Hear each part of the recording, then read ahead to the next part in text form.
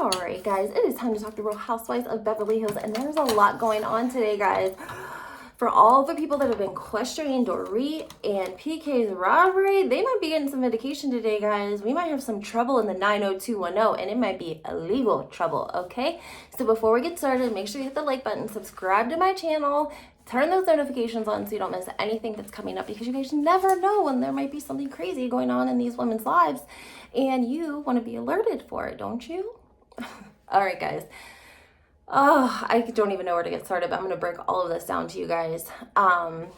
Legal issues amongst the women, really, I feel like they're always trying to get over on us because they don't expect the average person to understand, right? But the police report came out for Dorit and PK's robbery. Let me do a disclaimer first. Of course, everything in this video is alleged. And it doesn't mention a firearm at all. No handgun, nothing. And this is very important, guys, because it does make a difference, okay? If you're one of those people that's like, what's the difference? She was robbed.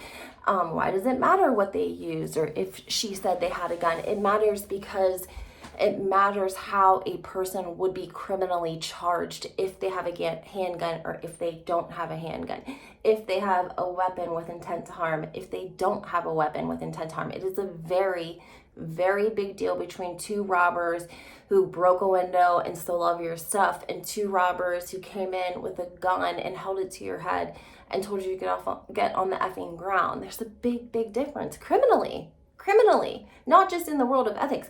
Big difference criminally. Big difference between someone who might kick in your door and steal all of your jewelry, or walk in your house and steal all of your jewelry, or if they have a baseball bat or a pipe, or even if I've heard of, people that have been charged with the aggravated robbery. I'll get into all that. Let me just break this down for you guys. Okay. If they had had a handgun, and it would have definitely been mentioned in the police report because of the fact that it would have put the neighborhood in danger. If they had a handgun, the police would have been scouring that neighborhood for them because it makes them a lot more dangerous with a gun. So they would have definitely included it in their police report. Secondly, I told you that it affects a person when they are charged, okay? So just like with any other criminal charge, there is a minimum sentence, and there's sort of like a scale, if you will, a scale of justice, but also, you have your misdemeanors down here. Okay, so any of your misdemeanors are being prosecuted by like the city or the county, and if you get convicted and you have to, go to jail, then you would serve those couple of months in a city jail or county jail local to wherever you were being prosecuted out of, okay? And all of the misdemeanors are up to 6 months. Now, when we get into state charges, those can be felonies, okay? The state would prosecute you and you would be convicted to prison, which is different than the county jail. You would be sent to a institute within the state that is prosecuting you, okay? Now, if you were charged with a federal case, then like Teresa and Joe Giudice, then you are sentenced. You're still you're just a federal inmate, a federal prisoner, and you are sentenced to an institution that is local to the United States, which means it could be anywhere. I think their base is out of Oklahoma, and then they try to send you somewhere close to home, relatively, close to the state that you're from. So like Teresa Giudice was in Connecticut, I think, because that was like the closest federal prison to where she lived, New Jersey. Now, so that is like the scale of, the time and the seriousness of the charge and how long you're going to go to prison and how long your parole or probation will be afterwards. And it also, decides what your fees are going to be. For people that are sex offenders, it would determine whether they have to register as a sex offender or not, or how long they have to register for a sex offender. So the level of the crime that you're charged with is very important because there's a lot of different stipulations that go with it. There's mandatory time on some charges. Some states are different.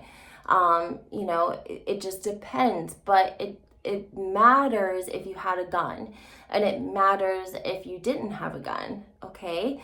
For example, if you go and rob somewhere and you say the guy used a baseball bat or like a pipe, and he robbed someone, okay, that would be an aggravated robbery, okay?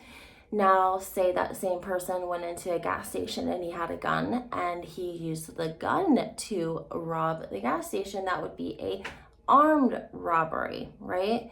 Now, we know we've heard of armed robberies because anytime there's an armed robbery, usually we're notified like on the news or the radio, or they'll do a special report. And that's because the person is considered armed and dangerous. Much different. You don't hear bolos come out about people who kicked in a door and stole everyone in the house's jewelry, or broke the window of people's cars. You know, maybe somebody went down the street and broke everyone's car window and stole everything out of their car, or even stole a car. You don't hear bolos for those sort of things, but you do for armed robbery, because they wouldn't want someone unstable that has the mindset of a criminal that's robbing houses to be running around in a rich LA neighborhood, having just robbed a television star, to have a gun. They would be putting a bolo out for it. So those are the reasons why, guys, it makes a difference on if he had a gun and if she told them that he had a gun. Now, then we run into the whole issue of, is Dorit lying for the show? Before, we had talked about a couple of different scenarios, like, okay, if it hypothetically was not a real robbery, then maybe PK set it up and Dorit didn't even know about it, and he just wanted to get the Bellagio debt paid off, so he just set it up because he wasn't going to be in town, and he knew she wouldn't get hurt, and, you know, wham, bam, thank you, ma'am, and he gets his insurance money. That was like one of our options, right? Our next option was that Dorit was in on it, and if she's lying about them having a gun, like, say hypothetically she told the police the truth, which was that they didn't have a gun, but Bravo execs encouraged her to elaborate or exaggerate the robbery, then what? Could that be a scenario? Because I definitely think that could be a scenario. I think that Bravo is smart enough that they have attorneys and a legal team. They would run that past and make sure that, you know, there wouldn't be any sort of laws that she was breaking if she told the police there wasn't a handgun and then went on national TV and told everyone else that there was a handgun. I'm sure that their attorneys would know if that was something that she could do or not. I can't think that PK and Dorit would have thought that the police report wouldn't be public record. I mean, after all the things that have been dug up on liens on their home and documents and, you know, legal issues that both of them had, I cannot think that they would be stupid enough to think that the police report would be private and that it would never be made public. So that's what makes me think, like, did Bravo say, okay, Dorit, you're going to exaggerate this? And I only say that because when Teresa and Joe Giudice went to jail and they got in trouble and they were in court, they allege that Bravo, you know, that it wasn't a real depiction of their life and that they didn't claim to have all this money, that Bravo wanted them to exaggerate and elaborate because that's what the show was about. And so, you know, that wasn't really what their life was like. It was just made up for the cameras. And basically, Jen Shah is trying to do the same thing with her legal team as we speak.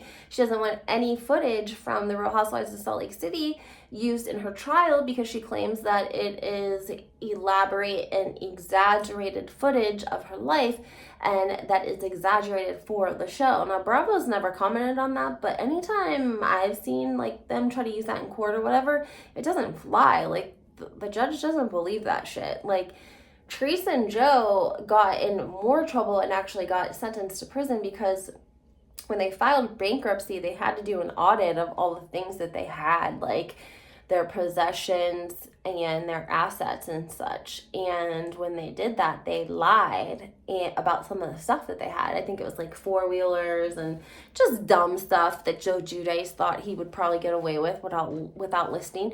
But it pissed the court all the way off, and that's what ended up getting them a prison sentence. Like, it was possible that Teresa was just going to get probation. They were at least going to let her stay home with the kids. He was going to go to prison.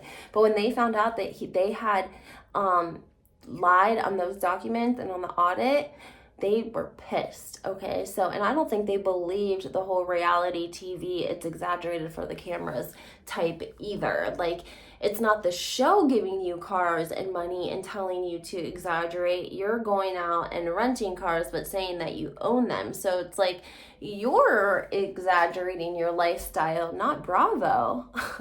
I know Bravo has a lot of control with the edits. We've been talking about that, but that's not the case here. So I'm just interested to see what we're going to hear from them, because if this blows up and it turns out that it is not true, that there was no gun, it is not going to be good, because Kyle was crying so hard, like it was, her daughter that had been robbed. Like, she was so empathetic that it was almost too much. And then you had Sutton not having any empathy and saying word for word, like, well, I didn't have a gun held to my head today, means she knows they're lying.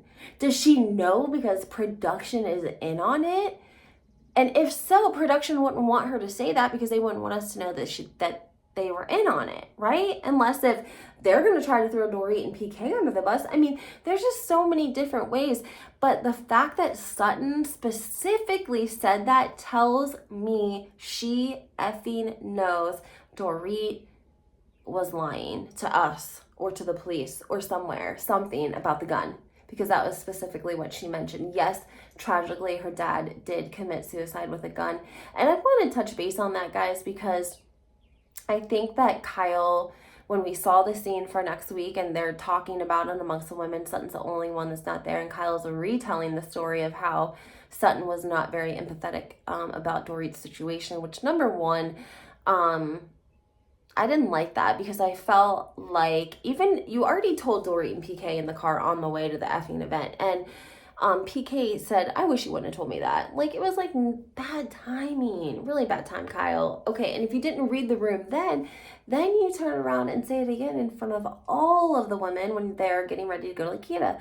And I just didn't like it. And I want to say something about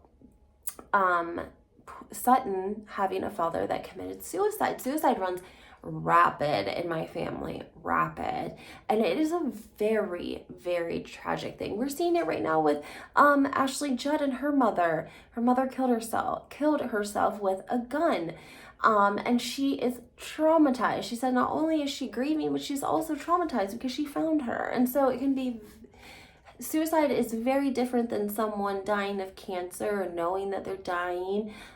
It's very unexpected, and it leaves a lot of things unanswered, and it's very tragic for the people that find them, and it's very tragic for the people that are around them that maybe don't understand anxiety and depression and suffer from it. So I think that Kyle is so sensitive about her own mother's passing of cancer. I mean, we've seen her cry. We've seen her cry with Kathy at the reunion last year over it, and their mom's been passed away for a very long time, but Kyle still cries about her mother.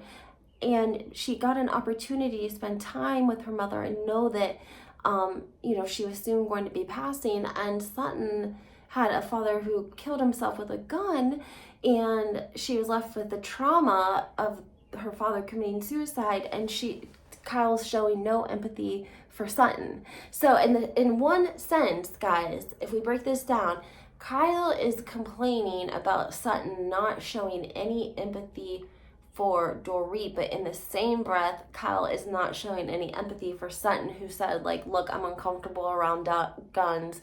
My father committed suicide. She was basically saying, I probably did say the wrong thing. I'm uncomfortable about, the whole situation. All of it. You could tell she was just uncomfortable. And maybe, like Garcelle said, she just said the wrong thing. She just said the wrong thing. And Kyle has no empathy for that. And that kind of pisses me off, because I'm like, well, Kyle, you've been crying about your mom for like 10 seasons now. And, Sutton is opening up and telling the world, which that means something too, because there's a form of shame that comes with the fact that you have a family, especially a mother or a father, that commits suicide. There's some shame to that as a child of a parent who commits suicide. So it pisses me off that Kyle has no empathy for her. And I think that even in Dorit's states of, PTSD, trauma, whatever you want to call it, she even is finding more empathy for Sutton than Kyle is. I think that she knows that Sutton is just sometimes, you know, miscommunicated. That's what I'm going to use. Miscommunicated. I don't know. I can't even. Last night's episode, though, guys. I'm not going to do a separate video. Should I? I could do a separate video for you guys. I mean, I just want to talk a little bit about Lisa Rinna, and these tax documents and this Elton John whole thing. And I know I told you guys about it like last week. You're welcome. I told you guys that we had discovered the tax returns for the Elton John AIDS Foundation, and that we did not see any